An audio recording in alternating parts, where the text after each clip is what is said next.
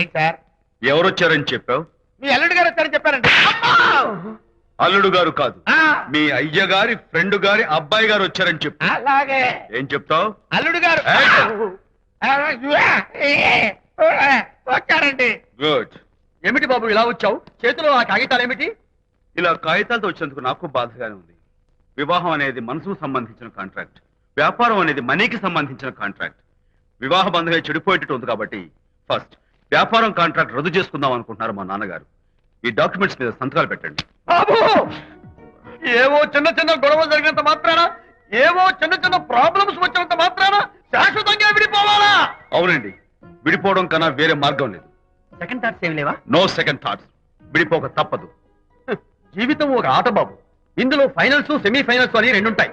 పోనీ ఇవి semifinals అనుకుందామా? No, ఇవే ఫైనల్. ఇంకొక మ్యాచ్ ఏమి ఉండదా మహానుభావ? ఇదే లాస్ట్ అండ్ ఫైనల్ మ్యాచ్.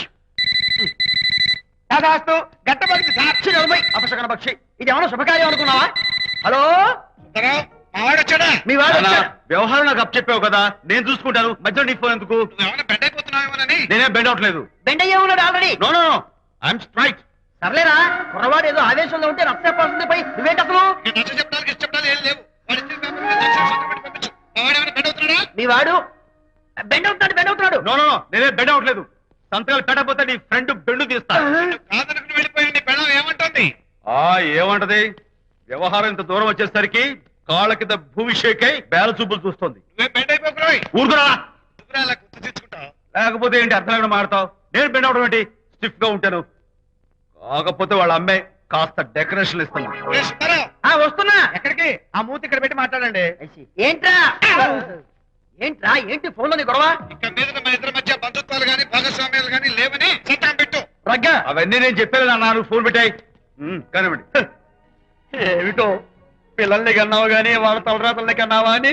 దీని మీద కూడా, పిల్లని చూస్తే అలా, పిల్ల చూస్తే ఇలా. దీని మీద కూడా. ఇక చాలేమో అల్లుడు గారు. అరే, అల్లుడు గారు అంటే మిమ్మల్ని కూడా పిలుతాడేమో. ఇక చాలేమో నా ఫ్రెండ్ గారు అబ్బాయి గారు. చాలదు, ఇప్పుడు సరిపోతుంది. థ్యాంక్స్. ఇక్కడి నుంచి మీకు మాకు, మీ ఇంటికి మా ఇంటికి, మీ మనుషులకి మా మనుషులకి సంబంధాలు కట్. పట్టు. ఏంటి సార్, మొగుడు పిల్లలు విడిపోతుంటే కలపడానికి ప్రయత్నం చేయాలి కానీ మీ ఫ్రెండ్ గారు అబ్బాయి గారు సంతకాలు చేయమన్నారు కదా అని విడాకుల మీద పశ్చిమ సంతకాలు చేసేస్తారా? అమ్మా, ఫ్రెండ్ గారి అబ్బాయి గారు కాదు, అల్లుడు గారు. అల్లుడు గారు అంటే ఆయన పీకుతారు, ఫ్రెండ్ గారు అబ్బాయి గారు అంటే మీరు పీకుతారు.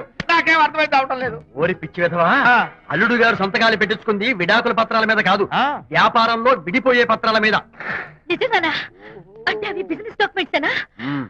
అమ్మయ్యా. అప్పుడే అంత రిలీఫ్ ఫీల్ కాకమ్మా.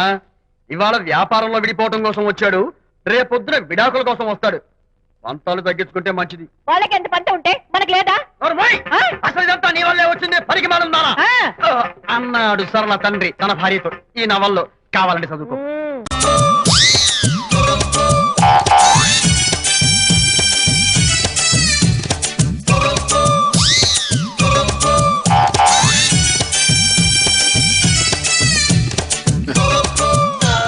నేను బయలుదేరుతానే.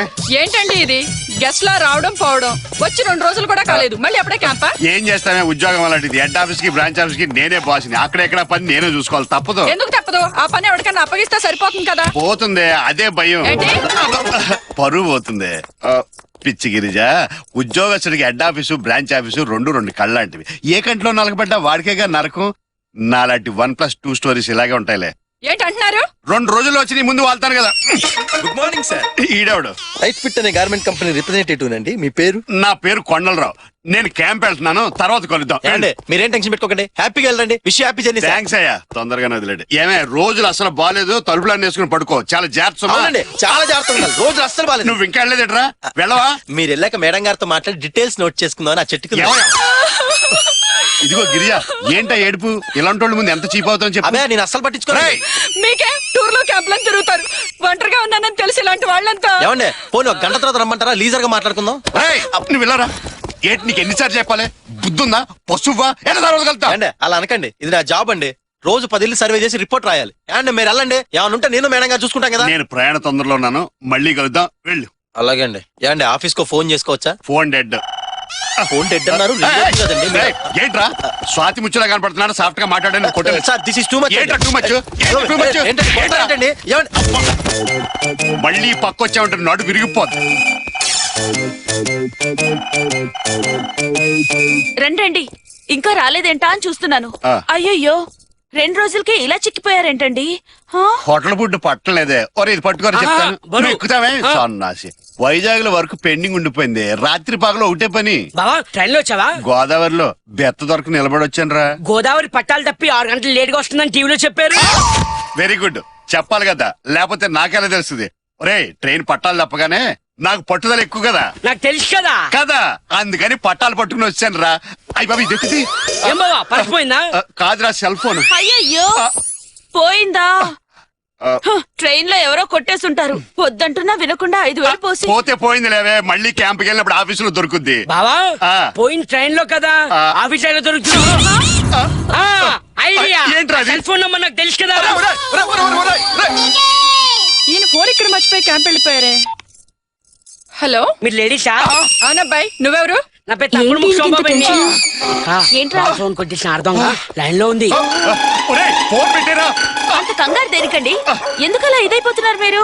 మిమ్మల్నే ఇప్పుడు లీలగా గుర్తుకొస్తుంది. ట్రైన్ బాగా రష్ గా ఉందోలే నా పక్కన లేడీ నిలబడి జబ్బగిరి జేబులో చేయబెట్టి. చిచి ఆడ మనిషి జేబులో చేయి పెడితే మీకు తెలియలేదా? నేను ఫోన్ కోసం అనుకోలేదు. మరి హలో ఆ ఫోన్ మా బావగారిది కాదు మా వారిది. ఒరే చెత్తగా ఫోన్ పెట్టరా. అంత కోపం దేనికండి? రే సోంబాబు ఏమంటుందిరా? ఫోన్ అలా ఆయన అంటున్నే. ఆడ పేరు కనుక్కో. హలో మీ ఆయన పేరేంటి? బిల్ ఆడి నీకెందుకురా. నేను మాట్లాడతాను ఉండండి. హలో హలో హలో హలో ఎవరు? ఈ వాయిస్ ఎక్కడో విన్నట్టుందే. ఎక్కడా వెళ్ళలేదు ఫోన్ పెట్టే. ఏమండి ఇందాక నుంచి చూస్తున్నాను. దేనికండి అంత కంగారు? మిమ్మల్ని ఎందుకంటే కంగారు మొన్న. Good morning sir. ఈడెవరు? నువ్వా? మీరు ఎక్కున్నారేంటి? నువ్వు ఇక్కడికి వచ్చావేటి? ఇందాక మాదాపూర్ లో మీ వాళ్ళు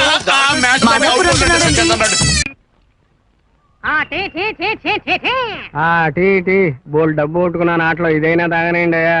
నాకేం చెప్పావా మా చంటోడికి? అట్టాగే చెప్పా. ఇదెవడు చాలా విచిత్రంగా ఉన్నాడా? అమ్మయ్యా వీరేంద్రాయ నమః. వై వీరేంద్రాయ నమః. చేయి కాలేదు పై కలవయా. ఇది కాస్త పట్టుకోండి బాబు. పట్టుకోను బాబు. మరి ఇక్కడ కాస్త గోకండి బాబు. క్షమించాలి మీరు నన్ను అపార్థం చేసుకున్నట్టున్నారు. నేను అడుక్కునేవాడిని కాను. ఓ కవిని సుకవిని. అయ్యి బాబు ఇంకో కవి పదంగా పారిపోదా బాబు. తమది కాకినాడ చిత్తం. ఏమిటి బాబు తమకేమైంది? క్షమించాలి ఇలా సౌండ్లు గట్రా చేస్తున్నా నాకు అలవాటు. ఎంతవరకు చెప్పాను?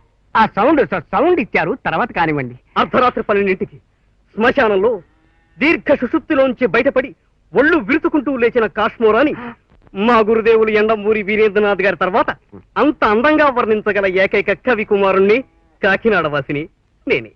తమ పేరు? క్షుర. క్షురా? ఎస్ క్షుర. ఆరడిగింది తమ పేరు. తమరు చేసే వృత్తి కాదు బాబు. చిత్తం నా పేరే క్షుర. క్షుద్ర రచయిత క్షుర అన్నమాట. అంచేత అందరూ ముద్దుగా నన్ను క్షురా క్షురా అని పిలుస్తూ ఉంటారు. ఆ పిలుపు వింటే నాకు శ్మశానం నడిబొడ్డున విరిగిపోతున్న చితిమంటను చూసినంత ఆనందం కలుగుతుంది. చెండుణ్ణి కాలుణ్ణి కాపాలని రుద్రుణ్ణి కలిసినంత సంబరం కలుగుతుంది నాకు. వాళ్ళెవరు బాబు మీ తోటి రచయితలా? చిత్తం కాదు.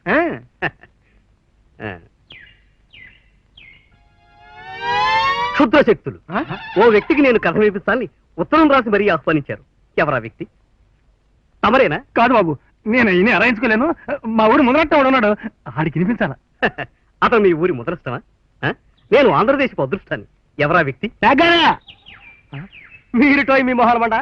ఎన్నాటికి ఓ వ్యక్తి ధైర్యంగా పేరు పెట్టి పిలవడం విన్నాను. ఏమిటి పేరు గట్ట ఉంది బాబు? అదే దాని మానది మేస్తోంది. మొత్తానికి బ్రహ్మాండమైన ఏనుగునిచ్చారో మీ మొహాలమంట. ఈ ఏనుగు మీద పాట రాశా. కుంతలవరాడు రాగం మిస్టర్ చాపుతాళం 1:30. మ్యాక్ గారు మేము ఇప్పుడే భోజనం చేసి వచ్చాం. మీ కవిత్వం వినే అర్హత మాకు లేదు. చూడండి వీరు క్షురగారని కాకినాడ నుంచి వచ్చారు మీ కవిత్వం వినడానికి. వీరికి వినిపించాలి. అలాగని నీ మొహమాట. తమది కాకినాడ చిత్తం. వీరేంద్రాయ నమః. ఏనుగు మీద పాట రాశానన్నాను కదా. కథల కుతూహల రాగం రూపక తాళం 3:30. ఏనుగు ఏనుగు ఏనుగు కన్ను చింతాకు ఏనుగు తొండం చెంతాడు ఏనుగు చెవులు చేటలు ఏను పెద్దది తోటలు. ఎలా ఉంది? చిత్తం బాగుంది. తమరు ఏనుగు గురించి చెప్పారా, ఇప్పుడు నేను పీనుగు గురించి చెబుతా. అలా కానీ నీ మొహమండ మహాపీనుగు అని నేను రాసిన కొత్త నవలోని ఓ భాగం ఇది. శభాష్. వై వీరేంద్రాయ నమః. అది అర్ధరాత్రి. అర్ధరాత్రి మీద కూడా నేను పాట రాశాను, కావాలంటే వినిపిస్తాను. కపాలాల మధ్య నుంచి వీస్తున్న గాలి చేస్తున్న ధ్వని 1000 దెయ్యాల ఏడుపులా ఉంది. ఎక్కడో ఓ మూల పెటేల్ పెటేల్ మని పుర్రెపేలిన శబ్దం. దూరం నుంచి నక్కల ఊడలు పిశాచాల ఎనుల్లా వినిపిస్తున్నాయి. సగం కాలిన పీనుగు కుడి చెయ్యి బిర్ర బిగుసుకుని నిలబడింది.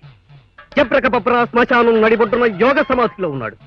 క్షిత్రి నిద్రలేపే కార్యక్రమంలో నిమగ్నుడై ఉన్నాడు.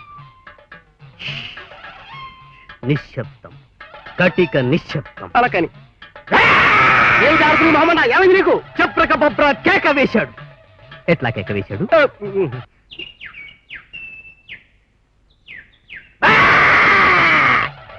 ఆ అరుపు శ్మశానంలో మారుమోగింది.